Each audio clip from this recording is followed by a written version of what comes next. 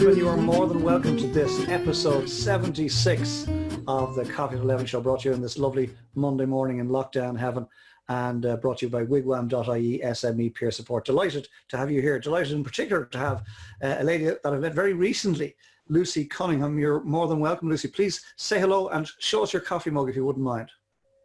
Good morning, everyone. Colm, thank you so much for having me in your wonderful cafe. Great start to the week. Although I have to say, Eamon, I'm still in a kind of a state of zen after that. Can we just continue that for the hour, maybe? We'll let you and Eamon connect afterwards. You can just go all zen together. It'd be great. Between now and midday, however, we need your full attention, if that's okay. So, Lucie, great to have you here. Folks, let me just tell you a little bit about Lucie before I bring the lady in herself. Lucie was introduced to us, and to me indeed, by Karina Murray. Some of you will remember Karina was on the show some weeks back from Anua Academy, and I'm delighted that she made the introduction. So Lucie Cunningham is the lady in front of us, and her business is the HomeShare, and THE is capitalized, and she'll explain what that stands for in a moment.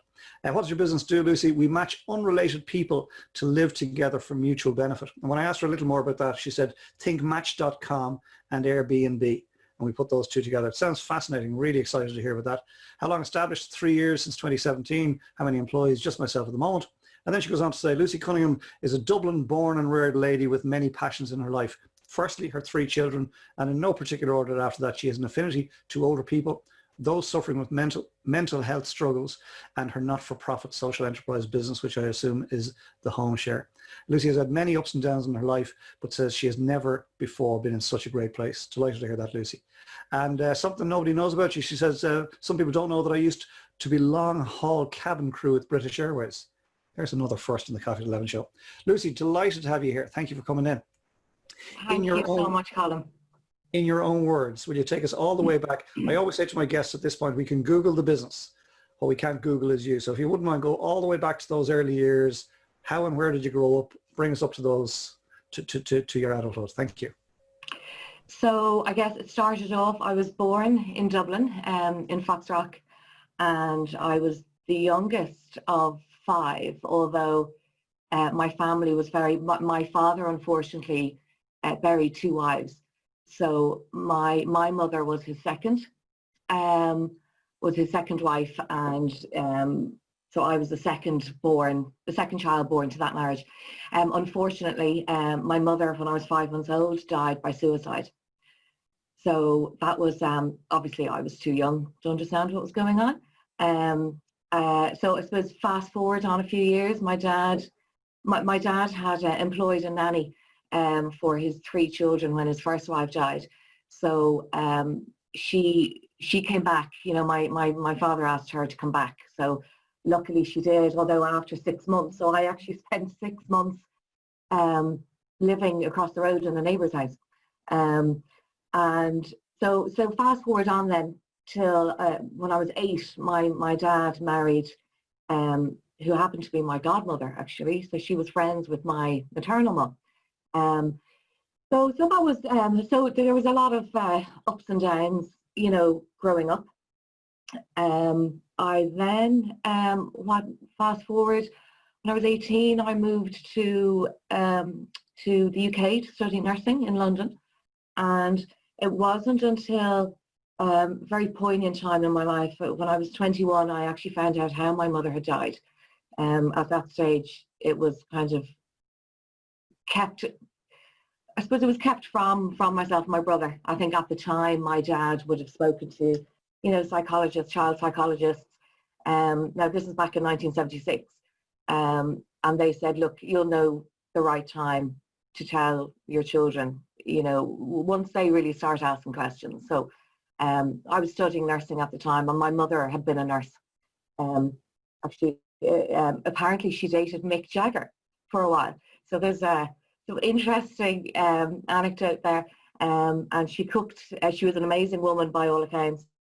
She was only 29 when she died. And she was nursing in London, and she was a cordon bleu chef as well. So she actually cooked in number 10 Downing Street for Harold Wilson at one stage, because she was kind of training to be a cordon bleu chef with Fortnum and Mason in London. So so by all accounts, she was an incredible woman. She spoke 6 languages fluently. She was an editor for the Nursing Times in the UK. She wrote under a pseudonym, Genevieve O'Hara, for the Irish Times and lots of business magazines. So she was an incredible woman. But obviously there was a very, very, there was a dark demon inside her. So when I was 21 then, I came home at Christmas, from London, and kind of I started asking questions with my dad, and it kind of came out, how she had died. So that was a massive, massive blow, a real shock. So moved on from that, and I finished up with nursing, and then decided to do something completely different and joined British Airways. So that was a 5-year party traveling around the world. Amazing.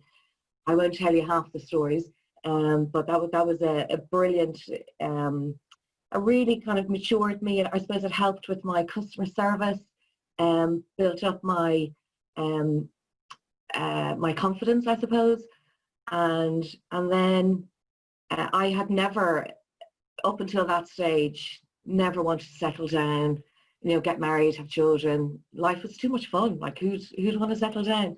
So, but then kind of out of the blue, I met someone who he lived in South Africa, in Cape Town, and so met, and it was just love at first sight. So because obviously I was lucky enough with my job, I was able to go up and down a lot. So I'd spend my days off down there. And so within like a couple of months, I moved down there for about 6 months. And in the end, anyway, and within 3 days, we were like, right, we're going to get married. And anyway, fast forward on, we moved back to Ireland and had... Do you mind if I pause you there for a second, yeah. if I may? I was trying to judge what's the appropriate time just to come in and capture some of what we've heard. And I think it's now, if you don't mind, because I think I sense we're coming to another chapter, if you don't mind, Lucie. So thank you for that. Firstly, thank you for being so real. Thank you on behalf of everybody that's in the cafe today and everybody that will listen to this replay. Thank you for being so real, because that takes guts. And you had mentioned that to me pre the show about your mother, that her tragic passing. But I was watching the audience here in the cafe, and the palpable shock on their faces when you referred to her passing at such a young age for you. You painted a picture then of those early years, and it has to have been difficult for everybody. 6 months across the road with the neighbour. There was the nanny brought back. There was, then your godmother became your stepmother by all accounts when you were 8. So quite a fascinating story. It's one that you would read in a book, dare I say it. There's a plot in it, and yet it was real for you. So thank you for sharing that, because everybody's got a different backstory, and I like the fact that we can share it here and let everybody take what they will from it and what they need from it. The nursing piece in the UK, following your mother's footsteps, she does sound like a fascinating woman, dating Mick Jagger and Cordon Bleu chef and cooking in 10 Downing Street, and just great stuff. I saw Janie nodding away at the mention of Fortnum and Mason. Janie spent a long number of formative years in London too. The dark demon that you referred to, sorry that was the case for your mom, 29 years of age, far too young. But you're carrying on a legacy. You're here and you've got a story to tell, and you're, by all accounts, weaving all of this together into the type of work you do now, and I'm really looking forward to hearing about that in a moment. Love the fact, by the way, that you admitted to a 5-year party working for BA. and I've never heard it said before, I spent my days off down in South Africa because I could, right? Most of us spend our days off, in the city, right? Or in the countryside. You just happen to fly to South Africa. Love at first sight. 3 days later, you're talking about getting married, and then you move back. So thank you for allowing me to just capture those moments in your early history. Lucie, back to, you've just moved back. So we moved back to Dublin. I continued flying, so I was commuting, over to Heathrow and on to wherever else. And the marriage was a struggle. So we got married. We were married when I was. We had arranged to get married in South Africa, but then unbeknownst to me, there were things working in the background that I wasn't privy to with my husband at the time. So anyway, long story short, we came back and we had 3 children. But it was a very, very dark time in my life. He was, my ex-husband was an alcoholic. And so there was a lot of abuse there. And I actually, that's why I suppose bringing up my mum and everything. And one of the things I'd said to you was, you know, I'm passionate and very empathetic about mental health. I actually had an attempt on my own life as well. So that was when my middle child was 3 months old. So that was a really shocking moment for me. You know, it was a cry for help because I was in such a toxic marriage. And it's only kind of since that someone mentioned narcissism to me, and I Googled it, and his name might as well have been in the description. So went through that, and then got over that. So I suppose my history with mental health, obviously, because a lot of members of my family, you know, would have suffered with mental health, not least my mother. So I kind of felt that was that a part of me? Was that part of my genetics? But we went on then, myself and my ex-husband went on to have another child very quickly. So there's 13 months between, you know, my 2 girls. And unfortunately, my youngest then had very bad reflux, really bad reflux. So I kind of didn't get much sleep for a few months. So I actually checked myself because I could feel myself going down into that black hole again. I thought, no, I can't go down there again. So I actually checked myself into mental health hospital. So I was there for about 3 weeks. I spent the first week literally sleeping. And then the next 2 weeks, my ex-husband would bring my baby into hospital with me in the morning on his way to work. And I would spend the morning with her in the hospital. And then, you know, get in my car and drive home where there was a childminder, bring my son who was only 3. Yeah, he literally just turned 4. And I'd bring him into Montessori, spend the afternoon with my girls, collect my son, you know, give them dinner, put them all in the bath, put them to bed. And then when my ex-husband would come home, then I'd go back and sleep in the hospital. So that was kind of the routine then for a couple of weeks. And then I was discharged, and I suppose what the psychiatrist was saying was, look, you're, number 1, you're exhausted, you know, because of lack of sleep, and number 2, you're in a really bad marriage. You know, that's the simple thing about it, and obviously postnatal depression. So so I was home no more than 2 days, and things, you know, kind of my ex started the usual, you know, tricks, and it was like, I always kind of think of the analogy of, before that I was like a rabbit in cold water, and the heat was slowly being turned up, and I was getting used to the water as it got hotter and hotter. But then when I came home, because I was away from the situation for about 3 weeks, I came home and I went straight into a pot of boiling water, and I just jumped straight back out again. I said, I can't do this anymore. So we agreed to separate. That brought its own problems. You know, it was brilliant in that I wasn't walking on eggshells, and I felt safe at home, you know, because he wasn't there.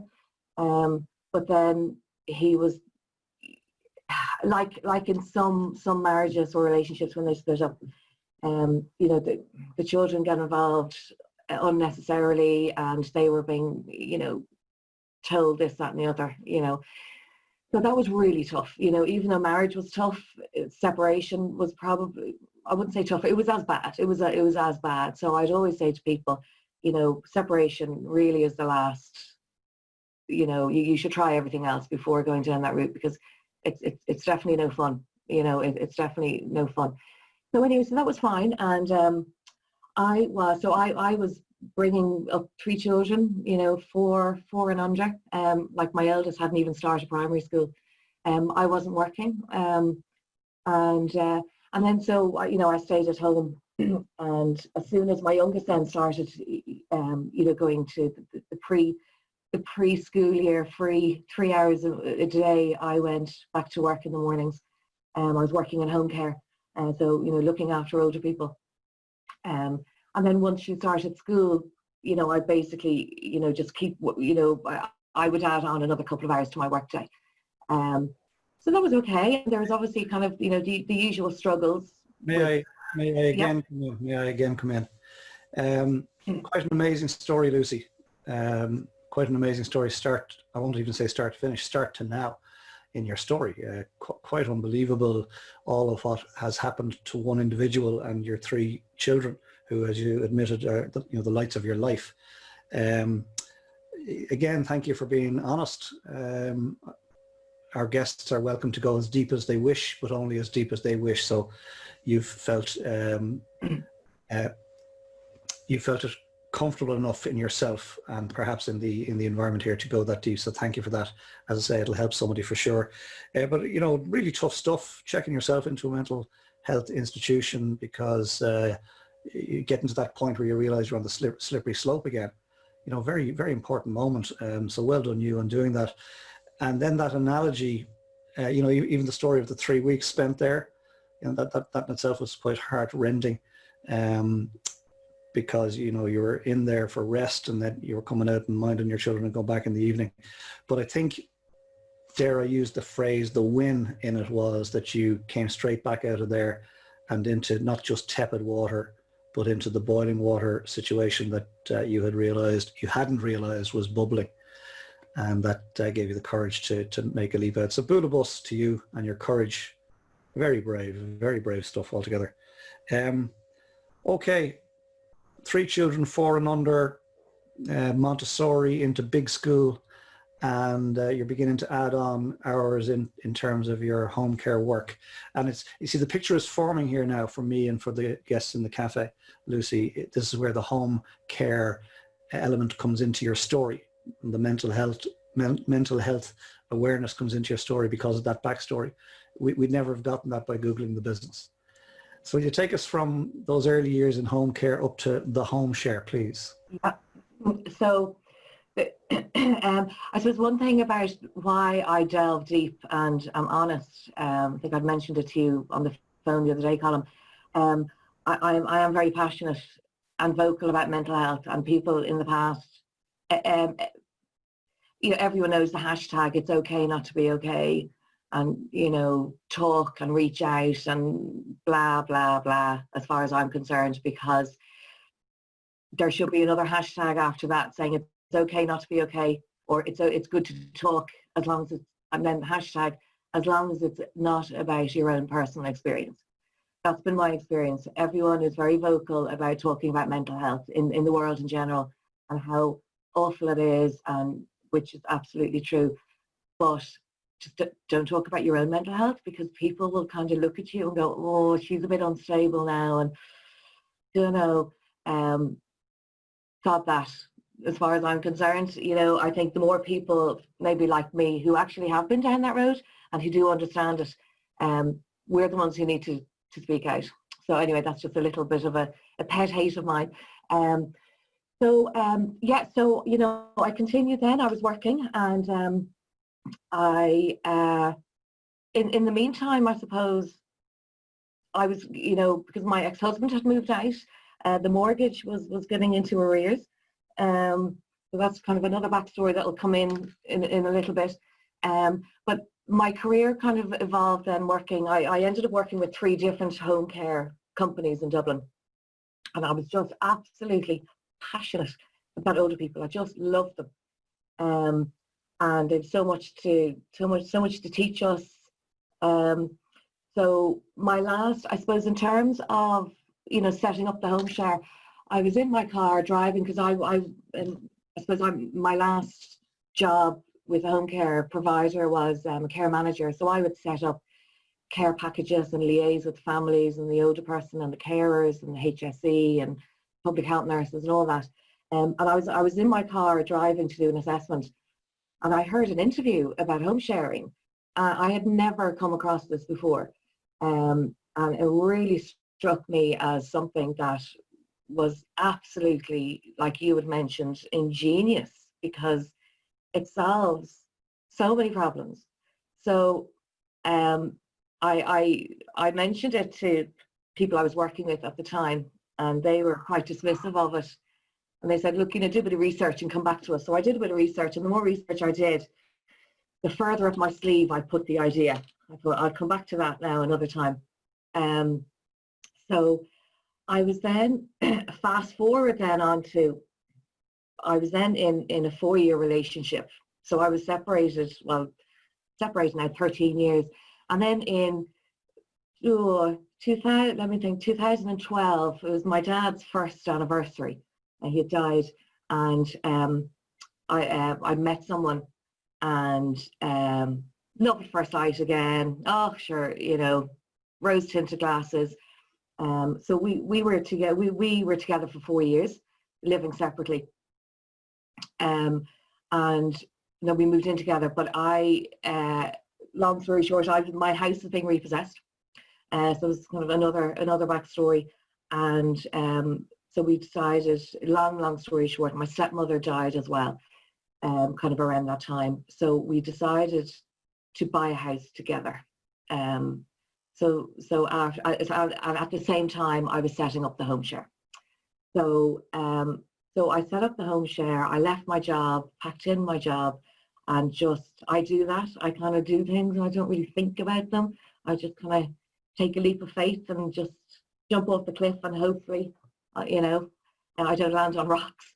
So I started this, and it kind of turned out then that my ex-partner, you can see there's a bit of a pattern going on here. He didn't really like it very much, because I didn't need him as much, I think, as he wanted. Anyway, it turned out he was a narcissist too. So hence why I'm single and very happily single, and that's not going to change.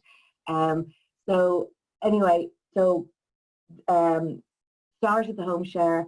I remember being petrified, because my first ever interview with anybody about the business was with Pat Kenny, and that was pretty nerve-wracking. And there were a few white lies in that interview. How many matches have you done? Oh, we've 17 now. Didn't have one, not one. So I kind of, that really, I was just so passionate about the HomeShare. So basically what home sharing is, it matches, well, okay, I use the royal we a lot to make the HomeShare out to be much bigger, but we match older people or householders who might be lonely, living on their own, vulnerable. We match them up with vetted accommodation seekers. So typically our householders would be, probably the average age is probably about 85, 87 actually. We've got a few in their 90s. I had one lady who was 100. So typically, an older person who's living on their own, they usually have carers calling to them from the HSE. So, but basically this person offers a spare room in their house for someone who, instead of paying them rent, they offer 10 hours a week of company and support, and then an overnight presence in case of emergencies, for security, peace of mind, and peace of mind for the family particularly. Because so many cases, when I worked in home care, so many cases of, someone might ring mum or dad, at 9 or 10 at night to check in, make sure they got into bed okay. There's no answer. And then panic stations. They're like, they jump in their car. If they're lucky enough to live nearby, they'll jump in the car and drive over, to make sure everything's okay. So with the sharer being there, those days are gone. They just ring the sharer, and the sharer will say, oh, sure, look, we've been watching a movie. Sorry, we didn't hear the phone. Or, no, your mum's fine. She went to bed early. She was tired. I've just checked on her. She's asleep, whatever. So home sharing it's really revolutionary in home care in Ireland. It really is, because with the level of support that the sharers offer, and I have to stress, they don't offer personal care. but everything else within reason, obviously. But, you know, if you consider the 10 hours a week plus the overnight presence, you know, for family or for an older person, for them to pay for that level of support, the cheapest way would be paying someone cash in hand. Whereas with home sharing, they're saving about 3,000 a month. So it's €195 a month. That's what it costs. Wow, it's incredible. It's incredible. I have to come in here because Bula Bus, it's just a phenomenal idea, and you know, so as I understand it, if I picked it up correctly, the sharer, it's not a carer, the sharer moves into, say, an elderly person's home, into a spare room. The sharer doesn't pay any rent. Is that correct?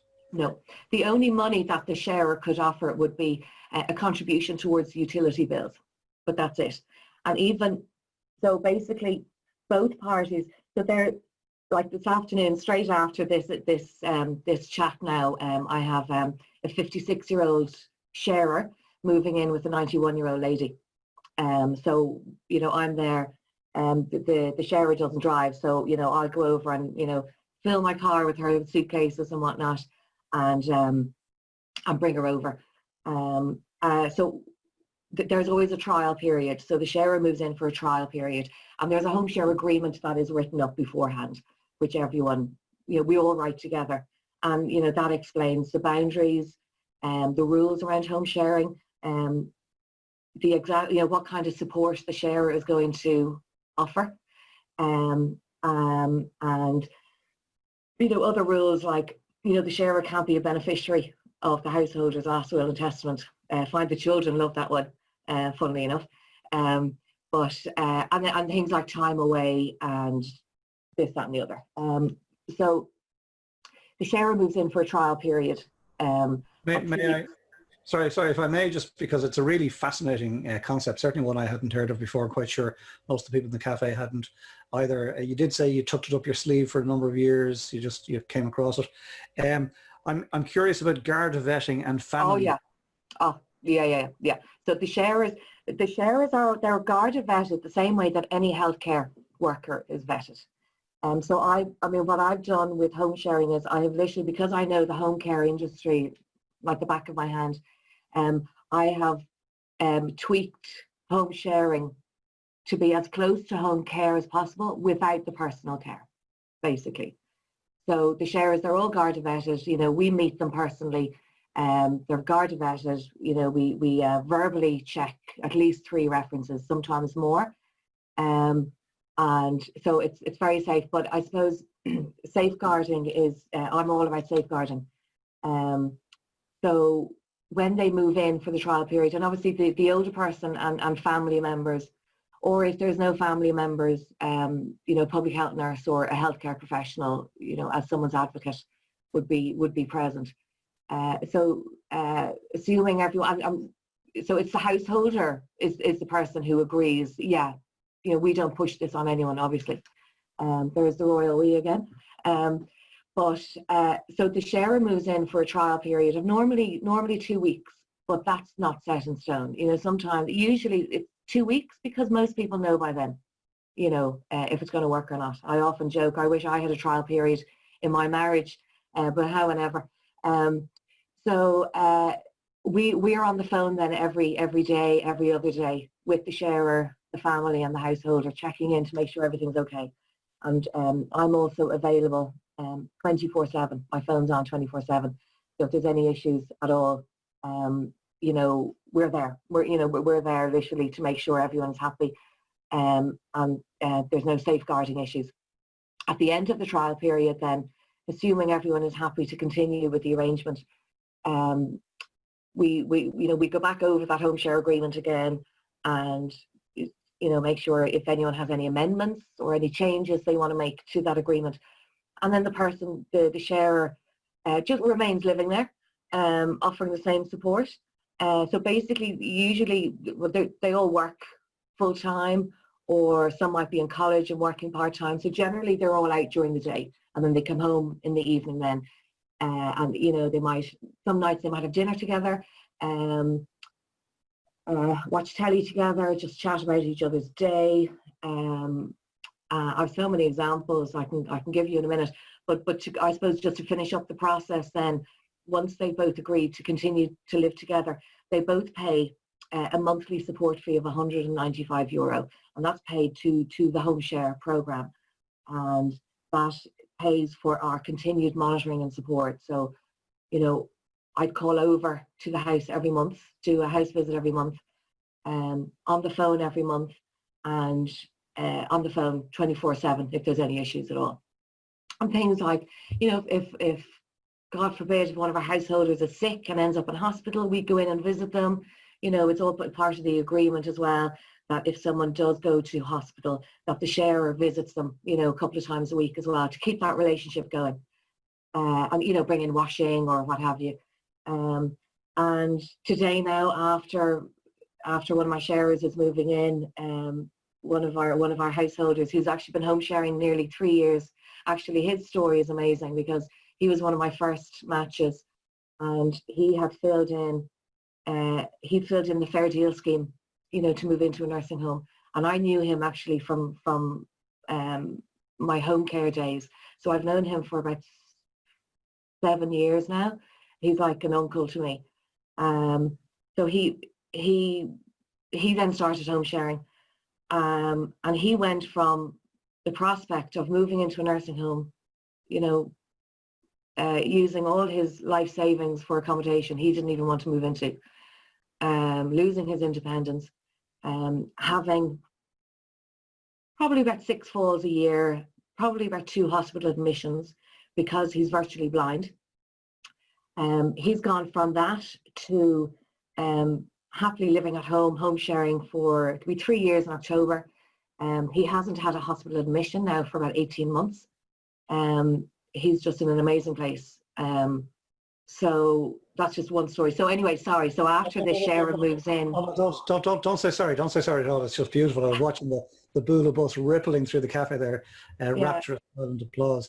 It really is lovely. It's a gorgeous service, beautiful service, and you answered a handful of questions that were rattling around in my head around costs. So thank you for that. Obviously, it's a business too. It needs to fund itself. One question that we haven't quite touched on yet, but that's a lovely story about that. And by the way, do you refer to both of them as sharers? No. So the older person, or the person who was inviting someone to live in their home, they're not always older, you know, an older person. We've had a couple of people in their 20s and 30s who might have disabilities. So we've had single mums actually, you know, ringing about the service. So it's basically anyone who might be lonely and who doesn't want to live on their own, you know. But basically they're called the householder, and then the person they invite to move in is the sharer. Okay, it's lovely. It's lovely. You did, you know, at the very top of the show, because you had told me about it, I referred to it as, think, Match.com meets Airbnb, and it's just fantastic. It's a wonderful, wonderful idea. Works at so many levels, and it's gorgeous. You touched on the family, of course, having an involvement, because even though, you know, an adult in his or her own home, an elderly person, it's within their rights entirely to invite whom they want in, like the fact that there's no claim on the family home in the will and all that type of stuff, really important. But you touched on the fact that the family also have a say, and the 2 weeks trial, you know, if there's anything not quite right, it can be called upon. What length is somebody contracted to stay as a sharer? There's no contract, so it's an agreement, so it's not legally binding. I'm a realist. People's circumstances change all the time, whether it's the householder or the sharer. So what we do is we ask for a month's notice, you know, if circumstances change.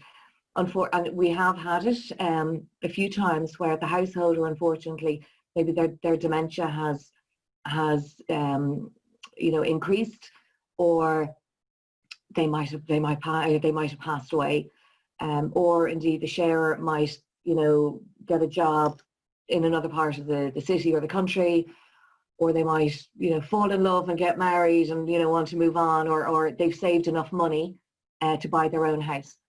So we asked for a month's notice to end, and that's to give us time to find an somebody else if the other party wants to continue. So it's a month's notice unless, and this is vitally important, unless there's a gross breach of conduct.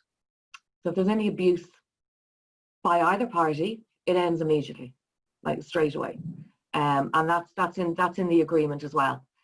So, I always say to the sharers, look, you need to make sure, and it's in this agreement, that the sharer needs to make sure that they have money set aside in case that happens. It might be a case where the older person, develops Alzheimer's, or it's gotten, it's progressed, and they might get aggressive. The sharer, again, in the agreement, it states that both parties have a right to peaceful living conditions. So if the sharer wants to leave, then we would do our very best to find them somewhere else. Obviously, it wouldn't happen that quickly, within 24 hours. But having said that, if the sharer is at fault, and touch wood, it happened once before. But if the sharer is at fault, obviously we walk away from them. We're not going to match them up with anybody else. So that's why it's vitally important that we have that constant engagement and communication, because everyone has to trust me.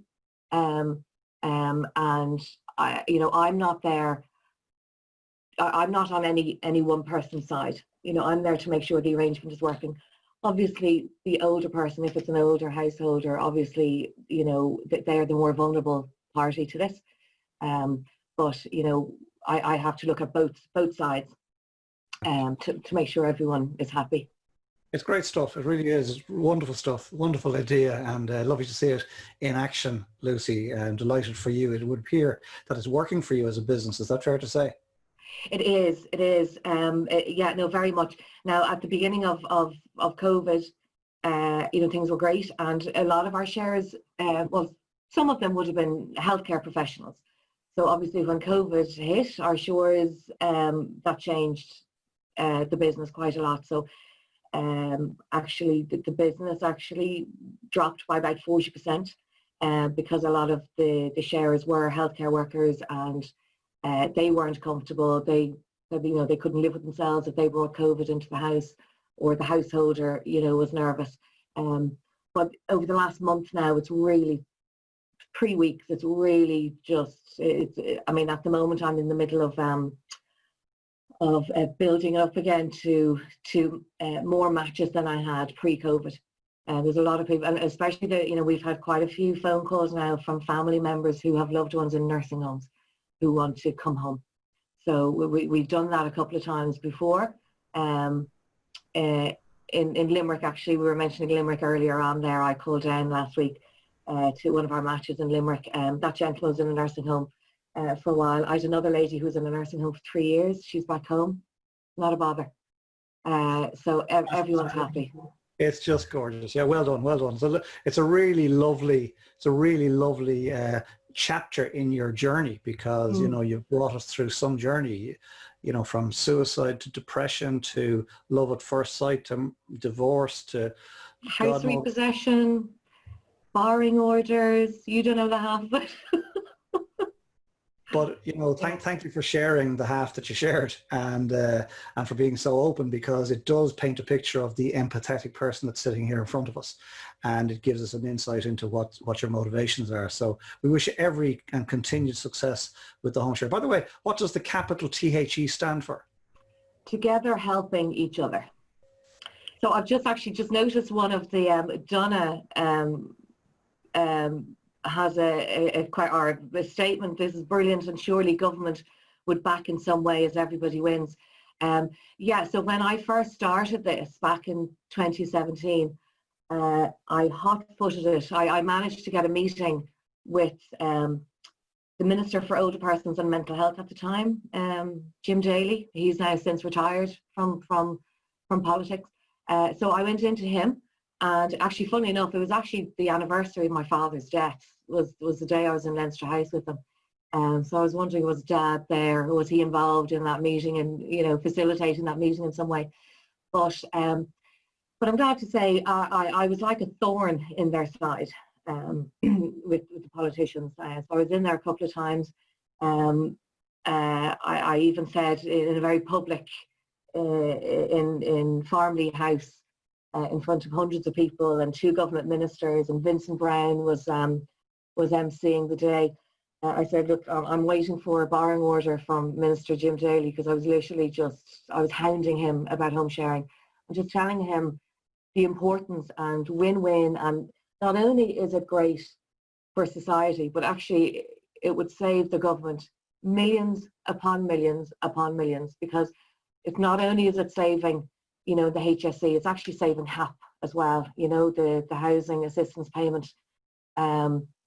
So finally, in February 2019, so a year and a half later, it's actually government policy now. Home sharing is actually government policy. Having said that, and I'm very vocal, I should bite my tongue a bit. Sarah, you might recognise this as well. But yeah, I'm not holding my breath. I was in, the government actually asked me to come in, the Department of Housing and the Department of Health in March, beginning of March. I questioned why I was going in, because I said, look, COVID is here. Why? I said, I'm cancelling all necessary meetings, I'm dealing with vulnerable people. Anyway, long story short, yeah, they asked me to come in to I suppose as a consultant, to pick my brain in a very deep way to find out all about it. So I think that it's a government policy to roll out home sharing. They're taking their time about it, I have to say. Lucie Cunningham, just fabulous, absolutely gorgeous story, and well deserved, by the way, to get that type of recognition. You're a very talented lady, by the way. Not only are you here having the chat with me, but you've got time to read the comments in the chat box. I'm doing this. This is episode 76. I haven't learned to do that yet. So we could have the Lucie Cunningham show yet. And by the way, I love the fact that you mentioned Pat Kenny interviewed you, Vincent Brown interviewed you, and now Colm O'Brien on the Coffee at 11 show. So listen, I mean, it doesn't get better than this, Colm. Seriously, I've reached the epitome now. Yeah. There's nowhere else to go. Actually, I was very, very lucky, actually, that about a year and a half ago, or a bit more, 2 years ago, a TV production company, Kite Entertainment, contacted me. So they produce Gogglebox, Ireland's Got Talent, a few other things. They contacted me because they had heard about the home share. So I was involved. I was a consultant on a TV series on the home share. So 3 episodes went out on October, November last year, and there's another 2 actually due to air in the autumn. So I hate the name. I hate the name, and we all hated the name, but they wouldn't change it. It's called OAP B&B. But anyway, they went with it. But yeah, so I have links of the episodes on the website. Excellent. So that gives people a flavour of what the home share is all about. So right. How lucky was I, getting paid as a consultant for free advertising on Virgin One. Brilliant. Folks, just on that point, on Thursday of this week, James Sexton is coming into the show. You might come back in, Lucy. And James Sexton is the man who created the format that has become Ireland's Fittest Family. Oh. So the TV format that's become Ireland's Fittest Family, and it's very recently sold internationally. So excited. Brilliant. So come in for that one if you would. Lucy, it's been an absolute joy. Absolute joy. Thank you for joining us here today and for being so open. Before we go to Q&A, because we're going to go to Q&A from the floor in just a moment, if that's okay. But before we do that, can I ask you, what is Lucie Cunningham taking with her from COVID, please? Oh, I think it has to be the community solidarity. The way communities have come together. It's just heartwarming. It's really amazing, and I really, really hope that sense of community stays with us. Want COVID to go, want that community solidarity to stay, but thinking and just thinking of other people, and I'm very much, at the beginning it was brilliant. Everyone was thinking about everyone else and thinking about their granny and granddad and their older neighbours. I think that's slightly slipping away now. We need to get back there again. In terms of personally, I'm wearing masks every time I'm in an enclosed area. And we, yeah, you know, I do worry. You know, myself and Sarah kind of mentioned it there earlier. I am genuinely worried about another wave. So I think we really seriously need to stop and think, and maybe watch that RT Investigates program again from last week. I'm not sure if anyone who was out partying, having the street parties at the weekend, if they watched that program. If they did, I don't know if they would have been out on the streets at the weekend. But anyway, community solidarity. Let's keep thinking about other people. Absolutely beautiful. Round of applause all around the cafe for that. Absolutely beautiful. Thank you, Lucie. Just gorgeous, gorgeous conversation. Thank you. Folks, Q&A or comments from the floor. Who'd like to come into the conversation, please? Eamon Smith.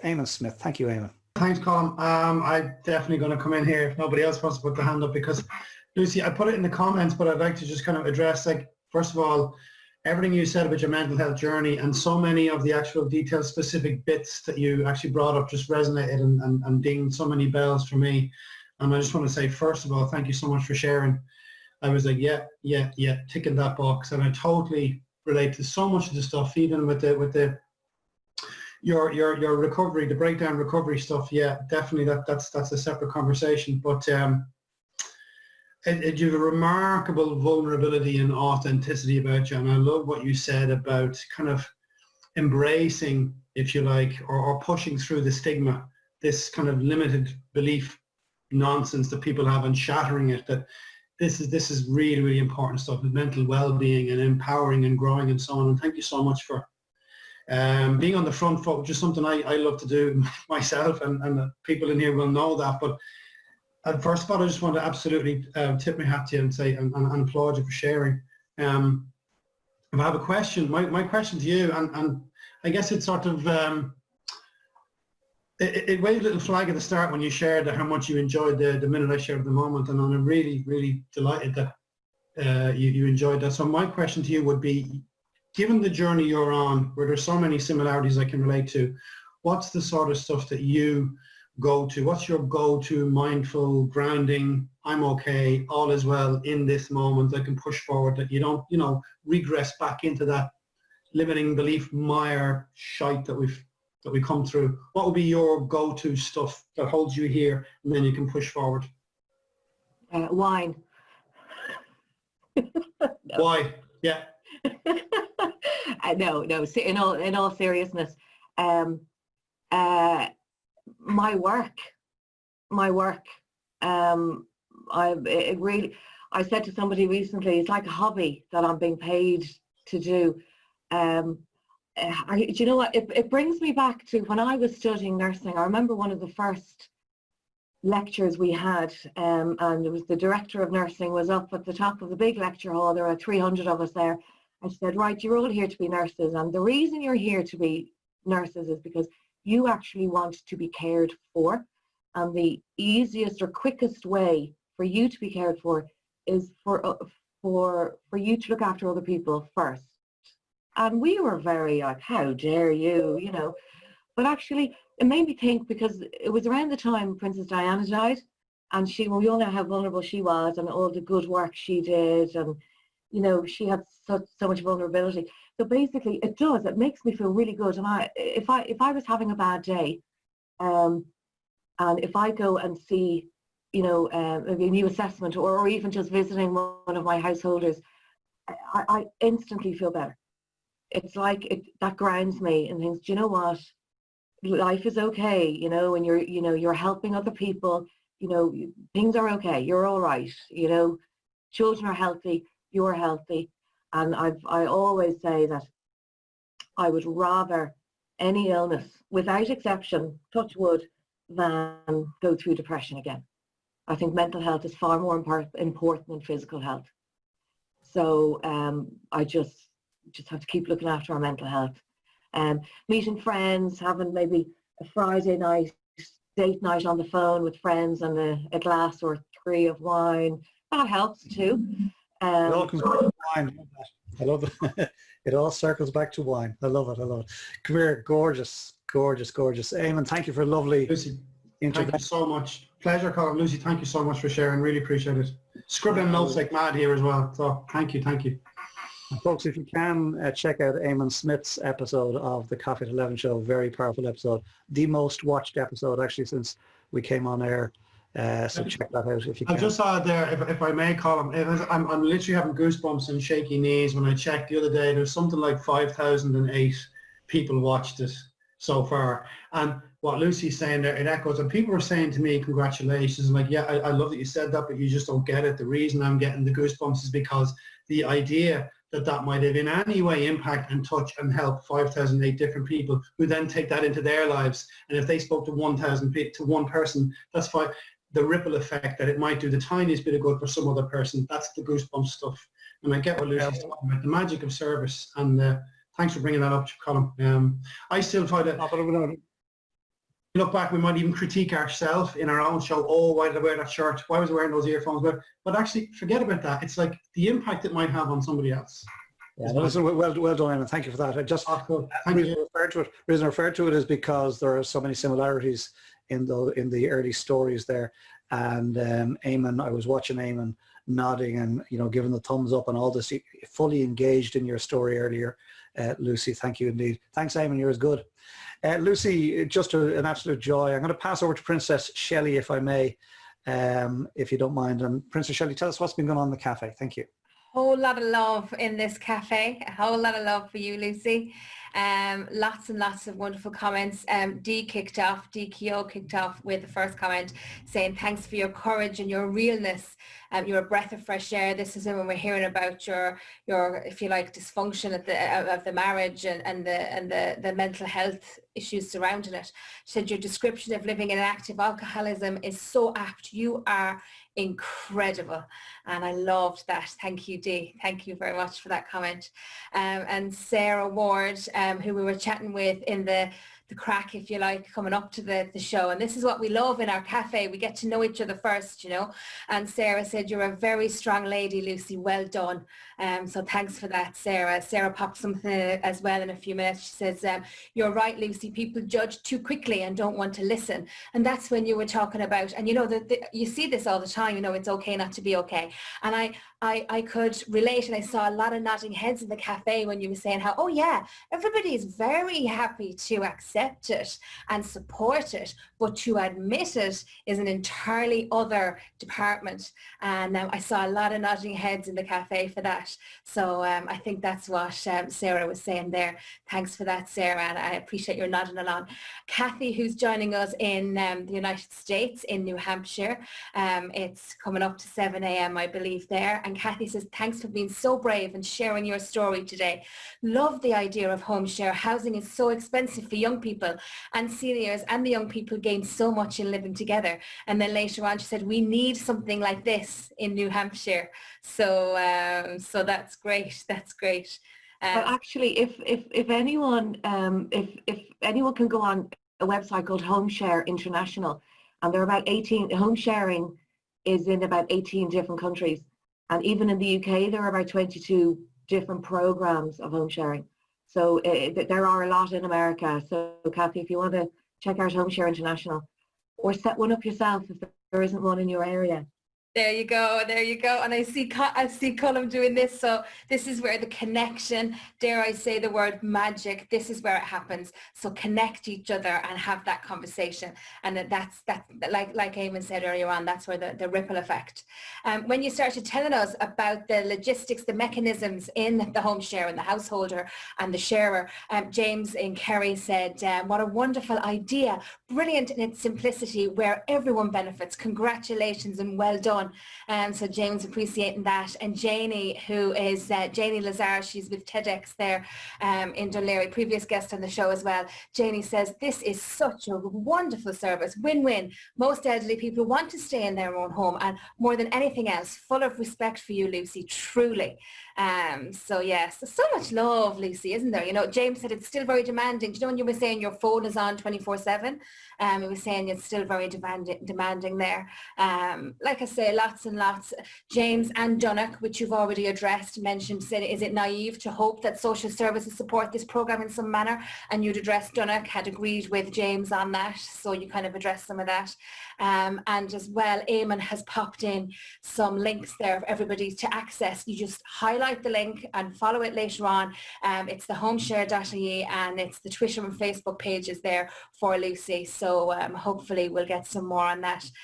Janie said that COVID has shown that where there's a need, systems can be superseded and changes made. And this is a much needed service for many, and the time is right for this. So thank you so much. Thank you so much for all that. Lucie, just as I hand back to Colm, there are some shows, we're on show 75. I'm only part of the team really, I suppose, for maybe something around 55, 60. And there's some shows that will stand out to me, and my lungs take on like a new material with some shows. I could probably count on one hand, and this is one of them. I love the affection you have for the older people like that. There's a place I go to on holidays, and I'm just drawn. I just love their stories, and even the customers I go out to here on the blinds, I spend way longer chatting to the older generation than I do. So I just love your story and love that you've been part of the Coffee at 11 show. And I just really wanted to thank you for being here. So thank you so much. Colm, it's back to you. And now you know why the Princess Shelley slot is one of my favorite parts of the show. That's just gorgeous. Thank you, Princess Shelley. Just lovely because, Lucie and my guest and myself, we're always in conversation, so I don't get to see what's going on. I don't get to pick out those comments. So it's just lovely to hear it. And Shelley, your heartfelt, congratulations and thanks at the end was just gorgeous and so well deserved. So well deserved. So Lucie Cunningham, it's been a pleasure. It's been a pleasure. Great having you on the show. Folks, let me tell you what's going to happen on the Coffee at 11 show tomorrow, if I may give you a handful of dates for your diary. So tomorrow we've got a gentleman coming in from Vienna, and I see Christina is with us this morning. Thank you, Christina. Shocked and see far. Introduced me to Barry McLaughlin. Barry McLaughlin is a very interesting Irishman living in Vienna, one of the first foreign researchers to be given access to the KGB files, right?